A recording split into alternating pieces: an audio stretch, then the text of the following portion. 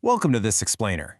We're jumping right in today to unpack a seriously relevant piece of work, a 2015 policy brief by Alll titled Articulating a Vision on Sustainable Energy for All. What makes her work so incredibly compelling is how she tackles this modern tightrope walk we're all on. I mean, how do we balance the desperate need for industrial development with actually preserving our environment? Let's walk through exactly how she maps out this global challenge. To give us a clear roadmap, this explainer is broken into 6 quick sections based on her essay, The Energy Dilemma, defining sustainable energy, her 3 core pillars, modern access, efficiency, and renewables, and finally, securing our global future. Okay, let's dive into this. Starting with Section 1, The Energy Dilemma, Balancing Growth and the Environment. Let's look at the core tension she identifies right out of the gate. This opening quote perfectly frames the fundamental dilemma she observes. She points out a pretty harsh reality, right? Historically, as countries have industrialized and grown their economies, they've simultaneously degraded their environments. It's like this massive global tug-of-war. How do we pull toward economic prosperity without, dragging our ecosystems through the mud? She argues that this historical relationship literally forces us to completely rethink how we fuel our growth. And she applies this dilemma directly to international economics, specifically foreign direct investment, or FDI. She views global capital movements almost like a balance beam. On one side, FDI holds the promise of positive externalities, bringing money, jobs, and development to a host country. But on the other side, she warns of severe negative externalities. We're talking about pollution, natural resource degradation, and inadequate protection of worker health and safety. If these negative impacts aren't carefully managed, she notes they can cause pervasive damage to a developing country's prospects, creating deep economic distortions rather than actual lasting progress. That brings us to Section 2, Defining Sustainable Energy, Establishing the Baseline.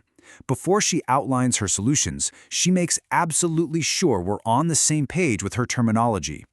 So here's her specific definition of sustainable energy. It's the provision of energy that meets the needs of the present generation without compromising the ability of future generations to meet their own needs. But she doesn't stop at just a philosophical definition. She explicitly notes that this requires prioritizing renewable energy sources over non-renewable ones. It's a direct mandate: protect the future by totally changing how we power the present. And she anchors this mandate with a very real sense of urgency. She wrote this policy brief in the context of what she identifies as the Decade of Sustainable Energy for All, spanning from 2014 to 2024. Writing back in 2015, during those critical post-2015 development agenda discussions, she saw this exact 10-year window as the pivotal moment for the international community to intervene and basically rewrite our global energy trajectory. Let's move to Section 3 and see how this builds into her actionable strategies. Pillar 1, Modern Access, Fueling Development. This is the first of our 3 specific calls to action. This statement is the absolute foundation of her entire first pillar. Energy is the fuel of industrial productivity. Sounds simple, right? But she highlights a stark reality. Developing countries often exhibit low levels of industrial productivity, quite simply because they lack this vital fuel. Without baseline energy access, you just cannot have optimal productivity, regardless of where you are geographically. Access isn't just a convenience, it's an absolute prerequisite for development. To solve this, she lays out these specific strategies for expanding modern access. Notice how comprehensive this is. She calls for promoting private investments in infrastructure and creating incentives for independent power providers. But what I find most compelling here is her focus on rural and peri-urban areas. She insists that deploying renewable tech in these specific areas isn't just some infrastructure project. She directly links inclusive rural energy provision to profound poverty alleviation. Bringing power to a rural village isn't just turning on lights, it's literally unlocking economic potential. Moving right along to Section 4, we hit Pillar 2, Energy Efficiency, Optimizing Output. Here, the explainer shifts from simply getting access to energy to actually using that energy wisely. Efficiency is often treated as the less exciting sibling of energy access, but she places it front and center with these recommendations. She advocates for public awareness campaigns, consumer orientation for appliances, and providing clear guidebooks for both industries and households. She also suggests highly practical financial levers, like industrial tax relief for firms that purchase energy-efficient tech. And here is a totally fascinating assertion she makes. She argues that promoting eco-efficient business solutions doesn't hinder an economy. Actually, it stimulates economic growth and creates employment opportunities, all while improving energy security. A real win-win. Which brings us to Section 5, Pillar 3, Renewable Share, Shifting the Global Mix. This is her final and honestly probably her most complex pillar regarding the transformation of how we generate power. Her vision for this is super clear. Her strategy requires a deliberate, planned transition away from traditional fossil fuel generation. Countries must plan to incrementally lift the renewable slice of their energy production grid mix. We're talking expanding hydro, solar, wind, and biomass, while simultaneously shrinking their reliance on fossil fuels. She stresses that if we want to minimize the cascading effects of climate change on food security and global production, carbon emissions must absolutely be reduced. So how do we achieve this massive shift? She outlines a really broad array of strategic recommendations. She highlights the importance of educating the youth on climate change and building multi-stakeholder partnerships using a smart mix of taxes, subsidies, and regulations. She takes a firm yet politically neutral stance on phasing out inefficient fossil fuel subsidies that encourage wasteful consumption.